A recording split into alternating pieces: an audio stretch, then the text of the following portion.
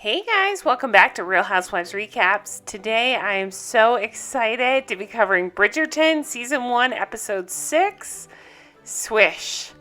I'm actually bummed because it's Episode 6 and there's only 8 episodes, and I'm loving this season and this series, and I did just hear that they've talking about maybe doing 8 seasons of this. I'm not real sure if that's confirmed, but that's the rumor.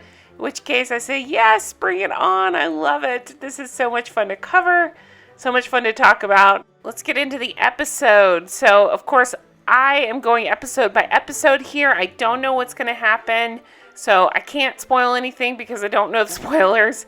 But I'm going to tell you my thoughts, my guesses, and we're going to talk about the episode. So, remember that the Duke and Duchess just got married. They had a hot, steamy first night together. I'm so happy to see these two finally on the same page. They're enjoying each other. They arrive at his beautiful estate. Holy cow. You guys, this is incredible. Incredible. I don't know even what you call it. Castle? I don't know.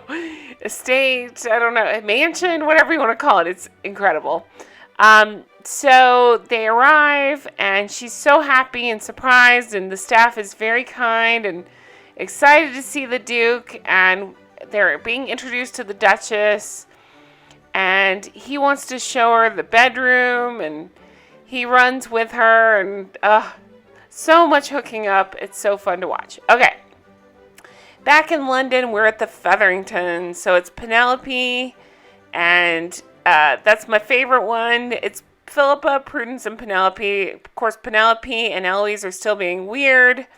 Colin announces that he and Marina are engaged. So remember, this is part of Marina and Portia Featherington's plan is to basically trap poor Colin, who Penelope loves. She loves him. She's trying to look out for him. But they're trying to trap Colin and get him engaged and consummate this quickly so that way he believes it's his baby.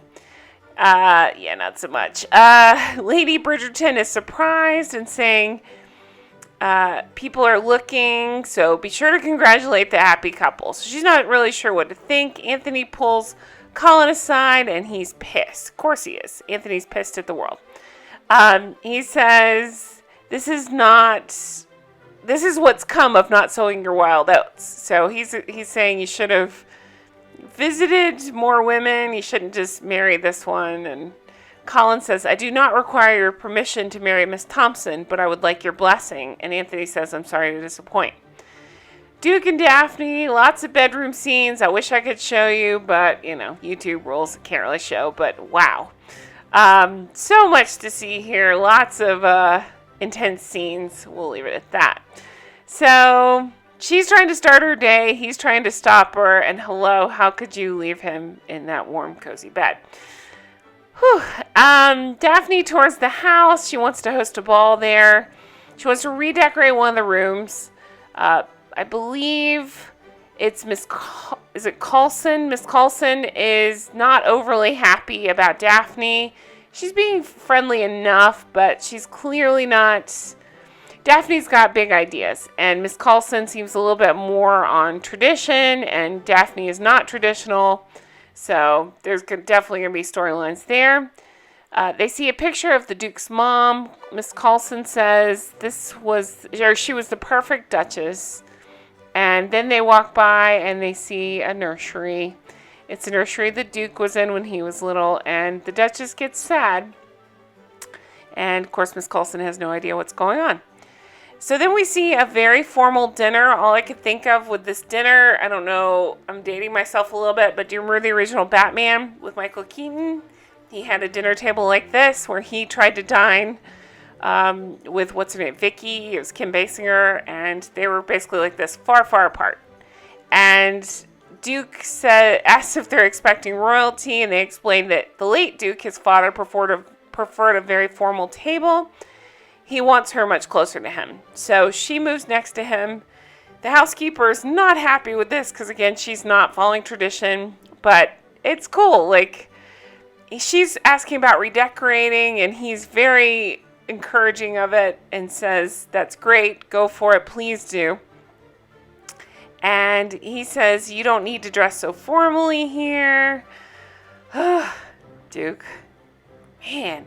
Okay, I lose my train of thought sometimes when I look at these pictures. So he helps her take her gloves off, and things are still going really good in the honeymoon department. They get up, they take off running, and yeah. So it's raining outside, and things heat up. They run into a small building, and we see a whole montage of these two enjoying their honeymoon phase. Oh, Duke. Okay, so it's great. If you haven't watch this show because these scenes are incredible. They do such a good job of mounting the tension, pun intended, and just really making you root for them, basically. I've heard mixed feelings on her, and I have my own thoughts, but I think she's fine. I mean, I root for them to be together, so I'm down with it. Let's see. So, I can't even think straight. My God. Okay, so montage of them getting it on. The housekeeper is helping her, or I guess it's Rose, her assistant, whatever you want to call her. The lady's maid is helping her do her hair, and she's sore, basically, from all of this, and she's surprised and thought his inability to have children meant he couldn't have such vigorous sex. She basically confides that to Rose. Over the Bridgerton house, Colin comes to breakfast. Hyacinth is saying Colin's engagement is in Whistledown. So his mom is kind of surprised by everything, but he's saying, I've been courting her all season. And then he says to his mom, you've been taken up by Daphne, nobody noticed. Ooh, dig. Don't insult Mom. She's great. I love her. I love Bridgerton, Mom. Lady Violet Bridgerton is her name, but I love her. I think she's doing a fantastic job in this role. She said she's not prepared for another of her kids to fly the nest so soon. So then we see Penelope eavesdropping on Marina. Penelope is upset because, of course, she has feelings for Colin. She doesn't want him to be duped. She doesn't think this is right, what's happening. She says Penelope has been a true friend, and she's always been there. This is what Marina's saying to her. And the Featherington sisters are laughing, saying they will make the most beautiful baby. And they're reminded, oh yeah, Colin's not the father of the baby. And then they both kind of laugh about it.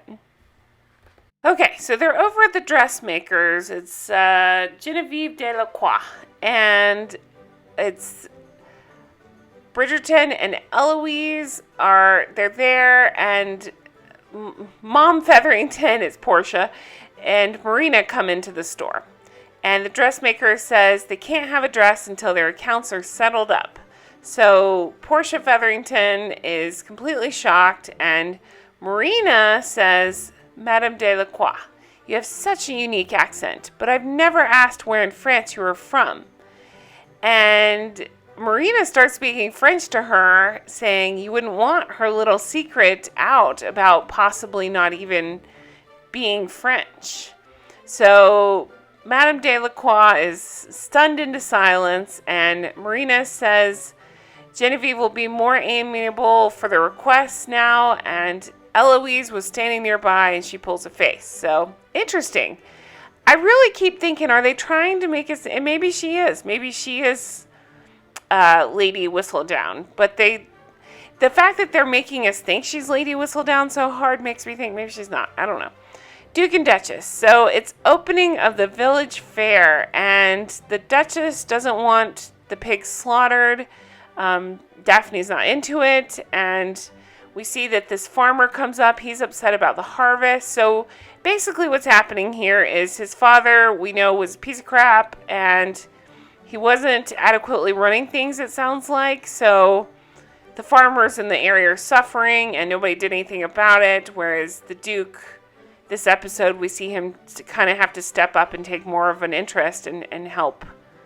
But Daphne doesn't realize she's made a huge faux pas by doing this about the not wanting the pigs slaughtered. We find out later that's how the farmers win a contract to supply the meat, and with it comes the money, and now she's cut that off as well. Luckily, she's a thoughtful girl, so she'll make it right, but it's interesting. I wondered why the townspeople didn't care for her so much. So this little girl comes up crying. She's looking for her mom, and the Duchess comforts her. The Duke looks on, and it's just interesting to see her with a child. Clearly, this is something she wants. Clearly, the Duke, he knows this isn't a possibility for him, so this is something, he's struggling with. So, interesting to see. They end up going for a walk, and she says that her brothers and sisters will have lots of babies, so she'll be a fun aunt, basically. And he says it thrills him that she's content with it being just the two of them. So, it's a nice scene. Oh, I know. Oh, gosh. This episode, it starts out so nice. Every time, they start out so nice. And you think, okay, these two are finally on the same page. It's finally going to work. And then stuff goes very wrong. But we'll get there. So then we see Marina coming down the stairs over at the Featherington house. Baroness Portia Featherington wants her to turn and swish. This is where the title of the episode comes from. And they're basically checking to see if you can see any hint of a baby bump. Luckily, nothing yet. So, all good. Lady Featherington, I keep calling her lady, it's Baroness, sorry. Baroness Featherington says she'll raise the idea of a swift wedding. Penelope says Lady Bridgerton will sense if she's being taken. Of course, Penelope wants things to slow down, because she knows this isn't right, what's happening with them and their idea to trick Colin. Baroness Featherington says the weather's nice for travels, that they should have a swift engagement. This is her ploy to get Colin to agree. Well, at dinner, Anthony says a lengthy engagement would be better. We see one of the Featherington sisters, I believe this is Philippa, singing, and it's absolutely awful and kind of hilarious. Then we see Penelope running into the hallway to talk to Colin. And, I wasn't sure how much Penelope was going to reveal, but she says it's a delicate matter. And she's been wanting to talk to him for a long time. She says Marina's heart belongs to another. Well, Colin is surprised by this. Penelope says she thought he should know before it's too late. Colin says, thank you. But you think I would care if she had feelings for another man before we met? They end up getting interrupted, so she can't explain further what she actually means by this. Marina tells Colin that her father didn't want her, and that's why she's living with the Featherington, and that his family now is being weird with her and doesn't want her. Colin says, I'm your own family now, and we will make our own family. She says, I wish I could marry you this moment and always be in your arms. And he says, there is a way. They could sneak off to Scotland and, elope. So Daphne wakes up alone. She goes looking for the Duke. She stops in the nursery and ends up closing the door.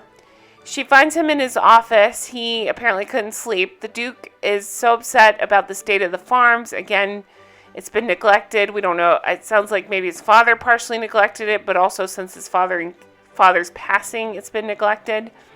She wants to deliver some things to his tenants. The housekeeper runs up. She's upset that the Duchess dare do this on her own. She says that somebody can gather these things for her. Daphne says that the housekeeper despises her, and Rose says she despises everybody. Give it no thought. I love Rose. She's so sweet, and I'm glad Daphne has somebody to talk to through this stuff. So she goes to town and tries to hand out this stuff, and no one will accept anything. Only that small child and expectant mother that they talked to before will talk to her.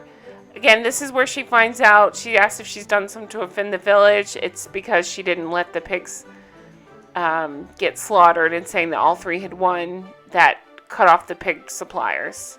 The Duchess, of course, had no idea. She goes home, and the Duke is setting up work in the East Wing, having tables moved. I didn't really follow what was happening here. To me, I guess it's just a way to show that he's getting more involved with the runnings on and doing what his father would have done, or, being responsible. And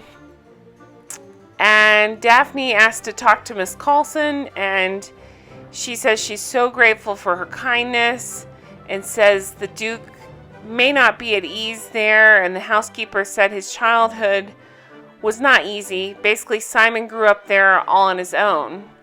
And so Daphne's kind of learning the story that the late Duke spent a lot of time in London. The housekeeper says the late Duke's marriage was very strange. He wanted an heir, he wanted a child. And finally, he was blessed with Master Simon, but that they lost, of course, his mother during the childbirth. We go over to Penelope. She's in her room. So Baroness Portia Featherington goes to check on her. Basically, she's headed out to dinner. Penelope plays sick so she can get out of it. So she ends up going into Marina's room to snoop. She's looking through her things, trying to find out information, I'm assuming on the man she loves, that Marina actually loves. And she's snooping through her things, and she finds a packed suitcase. And she also finds all the letters hidden underneath the desk. She sees something in the letters and kind of makes a face. Well, as she's looking through these letters, that's when Marina comes in and discovers her in the room. Well, Penelope shows her that the letters do not match. They're slanted lettering, it's just not quite right, and she puts the pieces together that maybe her mom, maybe the housekeeper were involved. And it's interesting because Penelope's spot on, and Marina just doesn't even care to believe her. Now, let me just tell you, I have been okay with Marina up until here, but Marina really bothered me here. Penelope is the only one being kind to her, and Marina is awful to her in this scene. She says, even if it's true, George has not replied to me. He's abandoned me while Colin has embraced me. And she burns the letter from Sir George. And Penelope asks, what of Colin? And Marina, a light bulb goes off, and she says, oh, you love him. Your love is an unrequited fantasy. Colin sees you as Eloise or Hyacinth, so basically like a sister, and he sees me as his wife, a woman. And as a woman, I must make these difficult choices for myself and for my child, even if they hurt your feelings. Of course, Penelope's completely devastated, as you would be, and she runs out crying, and I felt so bad for Penelope. She's one of my favorites, and I hate to see her so hurt. We see the Duchess go to check in on the Duke, and he says they rely on him to make a living, and he shouldn't have stayed away so long. But he said he met this great woman in London. Of course, he's talking about the Duchess. Well, things progress, and they get interesting on the desk. And at the end of it, she notices something that we've been seeing in all the scenes, is that when, I don't know how to say this on YouTube delicately, but when he finishes into a napkin in his pocket. So she's so inexperienced, she doesn't really understand what's happening, but something occurs to her, so she goes to run to find Rose and asks, how does a woman become with child? And asks her to explain it precisely. So this is where the bomb is dropped. We're starting to figure it out. It's not that he can't have children, it's that he won't have children. So she's cold that night. She pretends to be asleep. The next morning, she's out of the bed already. We see her holding this umbrella and crying. She's trying to make it right with the farmer, but she's so depressed about this revelation, she doesn't know what to do with herself. She has to walk alone, so the guy in the carriage leaves her. She's sitting in a room, staring at the painting of his mother, just trying to understand what all is happening. He comes in to get her. He says, "Are you ready for bed, my dear?" And she says, "I believe I am." So he walks her to bed. Okay, you guys, this part is hard. This is hard to talk about, so we're going to breeze over it because it could be a trigger warning. I don't know. It's an awkward subject. It's hard to talk about. So if you watch it, you know what happens. He doesn't want it to go the way it does. She forces it to go the way it does. And there's some obvious fury and backlash online about this, about what happened. I'm just going to say it's based on books. I don't know what to say. It just moves the story along. I mean, it's... this one's hard to talk about, so we're just going to move on past this. Okay. So she says you don't know the meaning of the word love, and they're debating about loving and tricking the one you love, and this is not love. And so again, they finally get on the same page. Everything's great and happy, and then stuff like this happens, and it's awful. Whistledown saying some battles leave no victor, only a trail of broken hearts. Eloise is outside on the swing. Penelope walks over, and she just absolutely is crying and upset about everything going on, and Eloise is comforting her. Over at the Bridgerton house, we see Colin coming down. He's about to go whisk Marina away, and then Lady Whistledown comes on and says a bond between man and bride.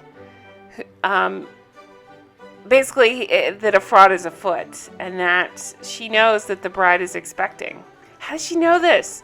That's why I go back to maybe it is a dressmaker, because she realized something was up. Remember the Baroness Portia tried to cover it up and say she likes cake? So, I don't know. So, where were we? Marina comes down, and Featherington shows her the paper, and Whistledown says, desperate times may call for desperate measures, but I would wager Minnie would think her actions are beyond the pale. So she's caught, she's found out, everybody knows, and I'm okay with that. I mean, it's hard. I feel bad for her in general because she's really gotten the short end of the stick, but I don't love her character. Talking about Marina. Really don't like Baroness Portia. She needs to go down for this too. So we'll see how this plays out. Very curious. Wonder if Colin will marry her anyway. I'm not real sure. But anyway, so that is it for the episode, you guys. I love this season. I love this series. I want to apologize if I butcher some of these names. There are literally 25 characters, so I have to have a paper in front of me to keep everybody's name straight. So that's why sometimes I stumble over them, because there's so many people in this show. But I love this show. I can't wait to see where it goes. I can't wait to find out who Lady Whistledown is. Who do you think it is? Let me know in the comments. Thank you guys so much for watching. I really appreciate it. I hope you guys have a fantastic week. Stay healthy, stay safe, and I will talk to you guys very soon. Thanks for everything. Bye-bye.